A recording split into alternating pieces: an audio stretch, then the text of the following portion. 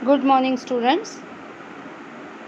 Today we will learn forfeiture of shares in case of pro rata allotment. We have already studied pro rata allotment of shares. When applications are more and shares issued are less, management may make pro rata allotment. Okay? याचा अर्थ ज्या वेळेला applications जास्त असतात आणि issue केलेले shares कमी असतात त्यावेळेला एक प्रोपोर्शन फिक्स केलं जातं आणि त्या प्रोपोर्शन्समध्ये शेअर होल्डर्सना शेअर्स दिले जातात. ज्यांचे ॲप्लिकेशन्स आले ते सगळ्यांना. त्याला प्रो रेटा अलॉटमेंट असं म्हणतात. When the shares allotted on pro rata basis are forfeited, it is necessary to compute the amount not received on allotment. Pro रेटा बेसिसवर ज्या वेळेला शेअर्स दिलेले असतात आणि ते शेअर्स फॉरफिट होतात त्यावेळेला अलॉटमेंटवर त्याची अमाऊंट किती रिसीव झाली अलॉटमेंटची हे कॅल्क्युलेशन करावं लागतं. त्याच्या काही स्टेप्स सांगते. सगळ्यात पहिली स्टेप्स म्हणजे शेअर्स अप्लाइड किंवा shares allotted to the share holders calculate करावे लागतात हुज शेअर्स आर फॉरफिटेड. असं का सांगितले बघा, तर प्रॉब्लेममध्ये काही वेळेला ज्या शेअर होल्डरनी कॉल मनी भरला नाही म्हणून त्याचे शेअर्स फॉरफिट करण्यात येणार आहेत, त्यांनी किती शेअर्ससाठी ॲप्लिकेशन केलं आहे ते दिलेलं असतं, पण त्याला किती शेअर्स अलॉट केलेत ते दिलेलं नसतं. किंवा काही वेळेला शेअर्स अलॉटेड दिलेले असतात, शेअर्स अप्लाइड फॉर दिलेले नसतात. सो त्यावेळेला आपल्याला त्याचे शेअर्स अप्लाइड किती आहेत किंवा अलॉटेड किती आहेत हे कॅल्क्युलेशन करावं लागतं अलॉटमेंट मनी कॅल्क्युलेट करण्यासाठी. ओके. काही फॉर्म्युलेज दिलेत बघा. When shares allotted are given, जेव्हा प्रॉब्लेममध्ये शेअर्स फॉरफिट केलेल्या शेअर होल्डर्सला किती शेअर्स अलॉट केले होते ते दिलेलं असतं, पण त्यांनी ॲप्लिकेशन्स किती शेअर्ससाठी केली होती ते दिलेलं नसतं. So we have to calculate shares applied for. It is as under the formula is total shares applied divided by total shares allotted into number of shares allotted. Total shares applied याचा अर्थ कंपनीने सगळ्या share होल्डर्सचे मिळून किती applications receive केलेत, that is called as total shares applied, divided by त्या share होल्डर्सना किती शेअर्स अलॉट केलेत टोटल ते शेअर्स इंटू शेअर्स फॉरफिट करायचे आहेत त्या शेअर होल्डरचे अलॉटेड नंबर ऑफ शेअर्स. असा हा फॉर्म्युला आहे. ओके. म्हणजे प्रॉब्लेममध्ये आपल्याला सांगितलेलं असतं की कंपनीने 10,000 ॲप्लिकेशन्स आली आहेत, त्यांना 5,000 शेअर्स दिलेले आहेत. तर 10,000 ॲप्लिकेशन्स आली आहेत means total shares applied 10,000, total shares allotted 5,000 into number of shares allotted to that share holder ज्याचे शेअर्स फॉरफिट करायचे आहेत आपल्याला त्याचे. असं केल्यानंतर आपल्याला त्या शेअर होल्डरचे किती शेअर्ससाठी ॲप्लिकेशन केलं होतं ते शेअर्सची संख्या मिळते. ओके. काही वेळेला शेअर्स अप्लाइड दिलेले असतात त्यावेळेला आपल्याला शेअर्स अलॉटेड टू हिम काढावे लागतात. So the formula is when shares applied are given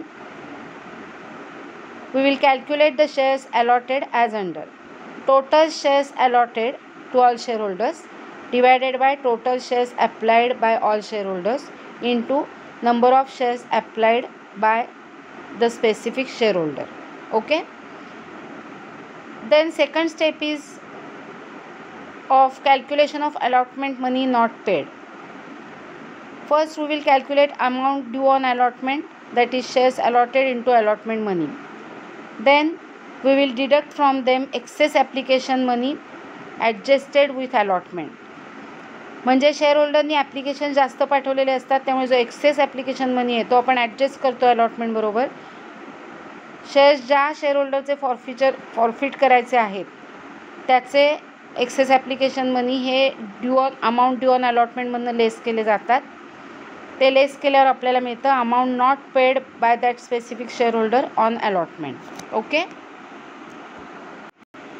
some examples are given here. We will discuss this examples.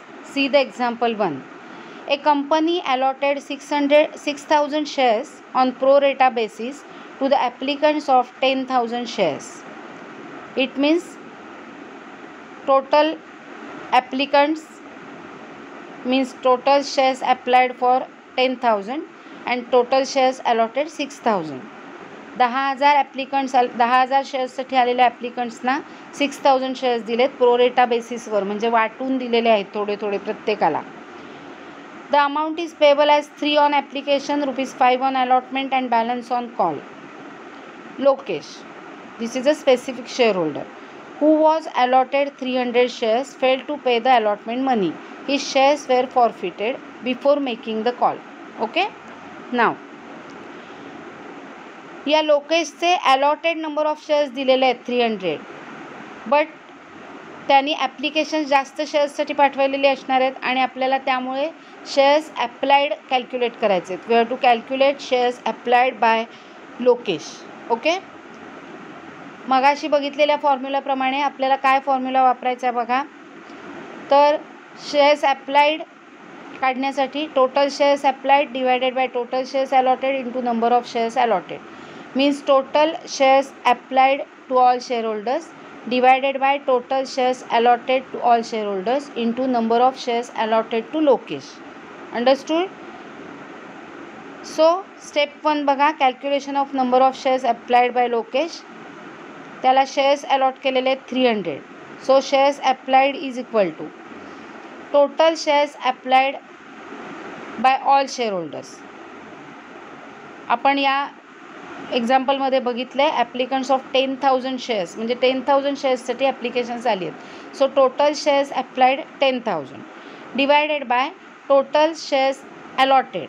सगळ्यांना मिळून किती शेअर्स अलॉट केलेत? 6,000. So total shares allotted were 6,000 into number of shares allotted to that share holders, means in this example Lokesh, त्याला 300 shares allot करण्यात आलेले आहेत.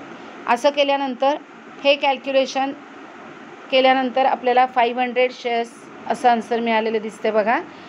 It means Lokesh was applied for 500 shares. हे आपण कशासाठी काढलं आहे? तर त्याने ॲप्लिकेशन्स 500 शेअर्सवरचे पाठवलेले आहेत, म्हणजे त्यांनी 500 शेअर्सवरचा ॲप्लिकेशन मनी भरलेला आहे, म्हणजे त्याचा एक्सेस ॲप्लिकेशन मनी कंपनीकडे असणार आहे, तो अलॉटमेंट बरोबर कंपनीने ॲडजस्ट केलेला असणार आहे. Okay, now second step, calculation of allotment money not paid by Lokesh. Okay, बघा, first we have to calculate amount due on allotment. Shares allotted to him 300 into allotment money given is ₹5. So 300 into 5, amount due on allotment is 1,500 less excess application money adjusted already with allotment. त्यांनी applications 500 शेअर्ससाठी केलं होतं, त्याला 300 शेअर्सच दिलेत, म्हणजे 200 शेअर्सचा access application मनी त्याचा कंपनीकडे असणार आहे. So 200 shares into application money 3, that is 600.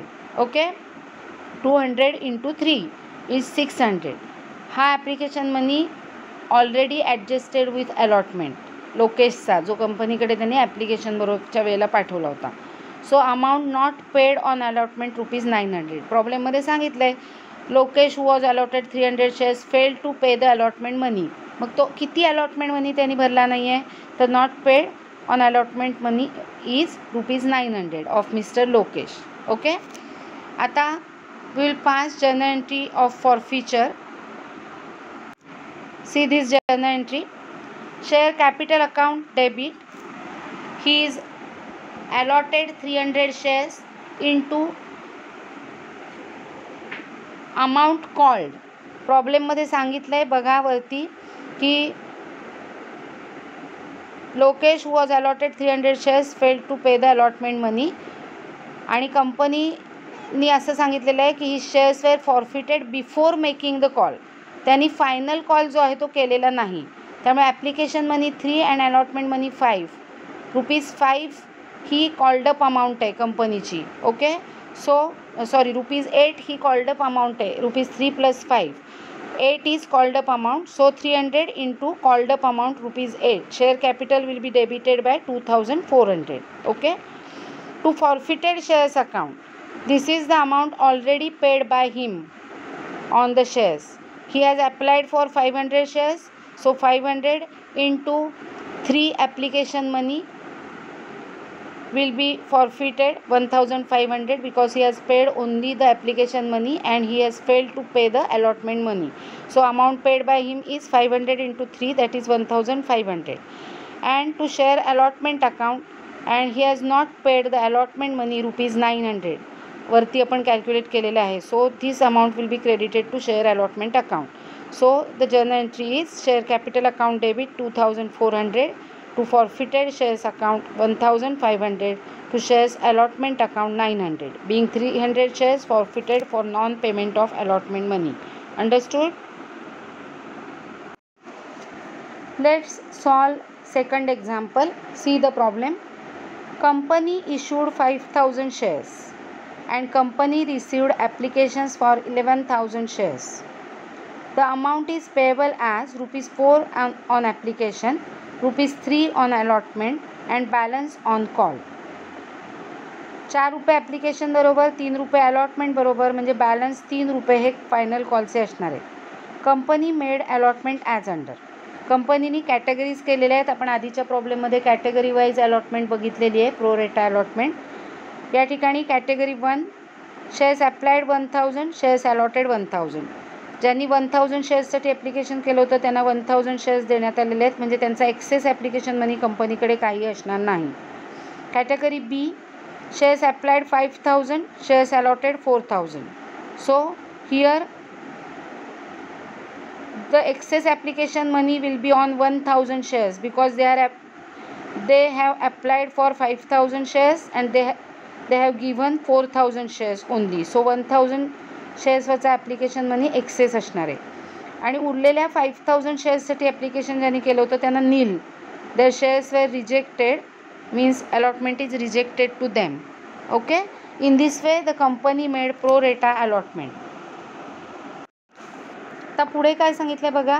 Ranveer, the name of the share holder of category B, तो बी कॅटेगरीतला आहे, means shares applied 5000 and shares allotted 4000 या कॅटेगरीमधला तो आहे. Who was allotted 200 shares. Company has given 200 shares to him, allotted 200 shares to him, failed to pay the allotment money. He has failed to pay the allotment money and his shares were forfeited before making the call. Final call 3 रुपयाचा करण्यापूर्वी त्याचे shares forfeit करण्यात आलेले आहेत. His allotted shares were given and we have to calculate the shares applied by him. Okay, so the formula is shares applied, total shares applied by the by the applicants divided by total shares allotted to the shareholders into number of shares allotted to Ranveer. बघा खाली calculate केलं आहे. रणवीरला 200 shares allot केलेत. Total shares applied 5000 आहेत by all the applicants, divided by total shares allotted to all the applicants is 4000 into 200 shares, means number of shares allotted to Ranveer. So 200. 5000 divided by 4000 into 200, so 250 shares. It means Ranveer has applied for 250 shares and he has allotted 200 shares only. Understood? Now we will calculate the allotment money not paid, that is called in arrears, not paid by Ranveer. मग आजच्याच प्रमाणे बघा, amount due किती आहे ते आपल्याला आधी काढायचे. अमाऊंट ड्यू काढताना त्याला दिलेले शेअर्स म्हणजे अलॉट केलेले shares into allotment money. Company has allotted 200 shares into allotment money 3, so 600 is amount due on allotment. Less excess application money adjusted. त्याचा एक्सेस ॲप्लिकेशन मनी किती ॲडजस्ट केलं आहे बघा. त्याने ॲप्लिकेशन 250 शेअर्ससाठी दिलं होतं. Company has allotted 200 shares. It means allotment money of 50 shares, application money of 50 shares will be excess application money with the company. So 50 into rupees 4, that is 200. He amount त्याची access application मनी कंपनीकडे already गेलेला असणार आहे. Okay, which is adjusted with the allotment. So 600 minus 200, 400. This is the amount which is not paid by Ranveer and hence his shares were forfeited. Okay, now the journal entry of forfeiture of shares. See the journal entry. मी तुम्हाला सांगितलं आहे share capital account debit करताना forfeit केलेले shares into called up amount. या ठिकाणी आपल्याला सांगितलं आहे की ही जी कंपनी आहे त्यांचा application money 4 and allotment money 3 होता, बरोबर आहे. फायनल कॉल केलेला नाही because he shares were allotted before making the final call असं प्रॉब्लेममध्ये सांगितलं आहे. So called up amount will be ₹7 per share. So share capital account will be debited by 1400, 200 shares into ₹7. To share forfeited account or to forfeited shares account or shares forfeited account काही म्हणू शकता तुम्ही. या ठिकाणी त्याचे ॲप्लिकेशनचे पैसे आलेले असल्यामुळे 250 into 4 त्याचे कंपनीकडे आलेले आहेत ₹1000. So this amount will be forfeited by the company. So to forfeited shares account 1000 and he has not paid on allotment ₹400. So to share allotment account 400. So entry is share capital account debit 1400 to forfeited shares account 1000 to share allotment account 400. Being 200 shares of Ranveer forfeited for non-payment of allotment money. कळतंय तुम्हाला काय होतं ते. या प्रत्येक प्रॉब्लेममध्ये आपण त्याची नॉट पेड अमाऊंट किती आहे अलॉटमेंटची, किती अमाऊंट त्यांनी पेड केली नाही आहे म्हणून त्याचे शेअर्स फॉरफिट केलेत याचं कॅल्क्युलेशन करतोय. Okay. Let's study third example. C the example. A company allotted 3000 shares on pro rata basis to the applicants of 5000 shares.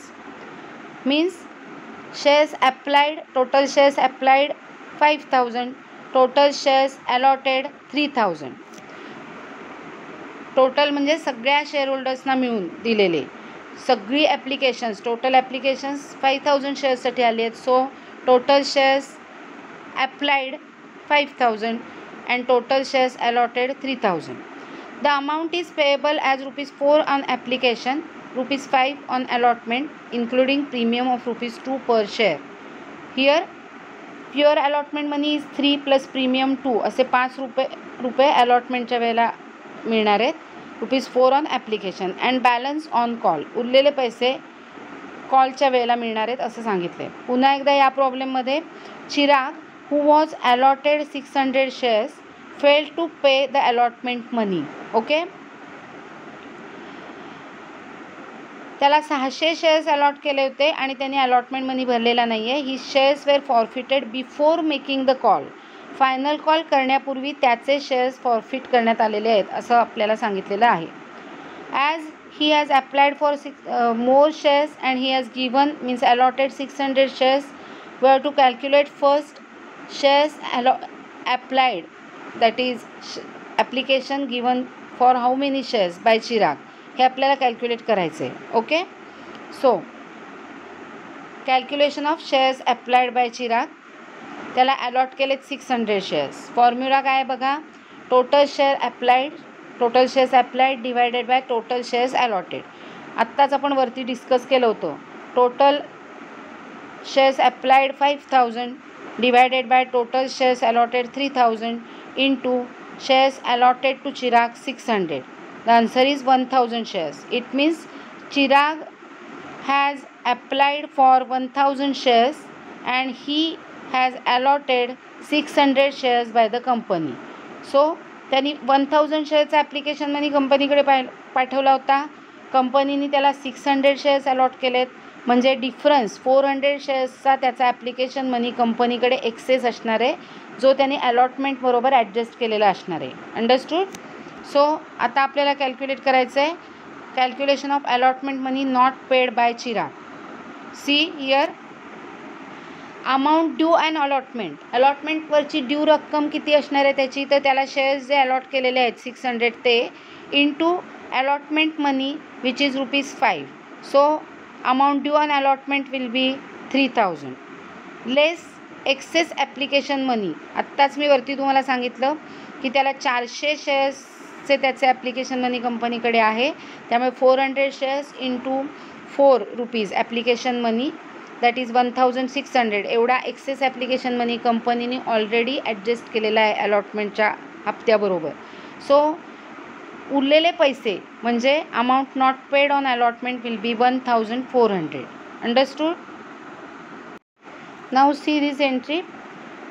आपण forfeiture of shares when shares are issued at premium शिकलेलो आहोत.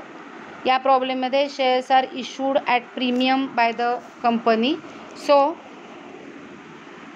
आपल्याला काय बघायचं आहे बघा, तर फॉरफिचरची एंट्री कशी करायची ते बघायचं आहे आपल्याला. आपल्याला माहिती आहे की ज्या वेळेला सिक्युरिटी प्रीमियम रिझर्व भरलेला नसतो त्यावेळेला तो अकाउंटसुद्धा डेबिट होतो. So share capital account will be debited for 600 shares into called up amount. Called up amount is ₹7. 7 कसं आलं ते कळलं आहे का तुम्हाला? ₹7 is pure called up amount. म्हणजे ॲप्लिकेशन मनी ₹4 आणि अलॉटमेंट मनी ₹5 वरचा प्रीमियम बाजूला काढला तर ₹3 on allotment. 4 + 3 is 7. So 600 into 7, that is 4,200 will be debited to share capital account. Security premium reserve account will be debited by 600 into security premium per share ₹2, that is 1,200 to forfeited shares account. Forfeited shares अकाउंटला त्यांनी already भरलेले पैसे forfeit करण्यात येतील. So त्यांनी applications 1,000 शेअर्ससाठी पाठवली होती. 1,000 into application money, he has paid application money ₹4 per share. So ₹4,000 will be forfeited by the company. And to share allotment account, here amount not paid on allotment by Chirag, that is 1,400. आपण ते आत्ताच calculate केले बघा. In this way the entry of forfeiture will be passed. Okay, being 600 shares forfeited for non-payment of allotment money. This is the narration. Next example now. A company allotted 4,000 shares on pro rata basis to the applicants of 6,000 shares. Means total shares applied 6,000. Total shares allotted 4,000. Total application 6,000 शेअर्ससाठी आली आहेत. Total shares allot केलेत 4,000. Okay, सगळ्या share होल्डर्सना मिळून. The amount is payable as ₹5 on application, ₹3 on allotment including premium of ₹1 per share. म्हणजे pure allotment मनी ₹2 आणि premium ₹1 असं ₹3 अलॉटमेंटच्या वेळी भरायचे आहेत, ₹5 ॲप्लिकेशनच्या वेळी भरायचे आहेत. And the balance on call. Anmol, who was allotted 500 shares, failed to pay the allotment money. His shares were forfeited before making the call. मागच्या वेळेसारखंच एक्झाम्पल आहे बघा. हा जो अनमोल आहे त्याला 500 शेअर्स अलॉट केले तसं सांगितलेलं आहे, पण त्यांनी किती शेअर्ससाठी अप्लाय केले सांगितलेले नाही. त्याचे शेअर्स फॉरफिट करायचे आहेत. पुन्हा एकदा आपल्याला शेअर्स अप्लाइड काढायचे. So calculation of number of shares applied by Anmol. Formula बघा, total shares applied divided by total shares allotted. Total shares applied आत्ताच वरती आपण डिस्कस केलं 6,000 divided by total shares allotted 4,000 into share allotted to Anmol, that is ₹500. So answer is 750 shares. Now we will calculate allotment money not paid by Anmol. Amount due and allotment, त्याला allot केलेले shares 500 आहेत. So 500 into allotment money 3, this is the amount due on allotment from him, that is ₹1,500. But his excess application money is with the company. बघा, shares applied त्यांनी 750 शेअर्ससाठी केले आहेत आणि company has allotted only 500 shares. So application money on 250 shares will be excess money with the company, which is adjusted with allotment. So 250 into the application money ₹5, it is 1,250. This is the excess application money which is already adjusted with allotment of Mr. Anmol. So not paid on allotment, amount not paid on allotment of Mr. Anmol is only ₹250, and for this his shares were forfeited. Now we have to pass the entry of forfeiture. See here, share capital account debit 500 shares were allotted to him into ₹7 called up, that is ₹5 on application and ₹2 on allotment excluding premium. that is 7. So 3,500 debited to the share capital account. Share premium account debit, share premium reserve account debit 250. हे 250 कसं आलं आहे बघा, तर त्याची total amount received on application आहे 3750. Okay, after deducting 3,500 from 3750, remaining amount rupees 250 has been adjusted towards security premium reserve. So security premium reserve account is debited by 250. To forfeited shares account 3,500, that is difference between 3,750 amount received from him minus 250. It is 3,500 were forfeited, and to share allotment account is 250, that is amount not paid by him on allotment. Okay, in this way we have to pass the journal entry of forfeiture. And now today's last problem. Z Limited forfeited 400 shares issued to Ankit. Shares issued to Ankit were given 400, who had applied for 500 shares for non-payment of allotment and final call money. Shares applied पण दिलेले आहेत, shares allotted पण दिलेले आहेत. इथे 500 शेअर्ससाठी त्यांनी application केलं होतं. 400 shares were issued to him. His shares were forfeited for non payment of allotment and final call money. The amount was payable as ₹3 on application, ₹3 on allotment and balance on final call, that is ₹4. Pass the necessary journal entry on forfeiture of shares. See the journal entry. Share capital account will be debited 400 into ₹10, कारण सगळे 10 share call केलेले आहेत. त्याचा allotment मनी त्यांनी भरला नाही आहे, final call मनी भरला नाही आहे, म्हणून त्याचे शेअर्स फॉरफिट केलेत असं सांगितलं आहे. म्हणजेच फायनल कॉल पण केलेला आहे, म्हणजे सगळेच्या सगळे ₹10 कॉल्ड अप अमाऊंट आहे. So 400 shares which is issued to him into ₹10, 4,000. To forfeited shares account, shares applied for 500 into ₹3, that is application money, एवढे त्यांनी कंपनीकडे भरलेले आहेत, ते 1,500 फॉरफिट होतील. टू शेअर अलॉटमेंट अकाउंट 900 कसं आलं बघा, तर त्यांनी 500 शेअर्ससाठी ॲप्लिकेशन केलं होतं, त्याला 400च मिळालेत, म्हणजे 100 शेअरचा ॲप्लिकेशन मनी त्याचा कंपनीकडे असणार आहे. Okay, so see here, amount due on allotment 400 into 3, that is 1,200, and his application money, excess application money will be 100 into 3, that is 300. So amount not paid is 900. Okay, so share allotment account is credited for ₹900.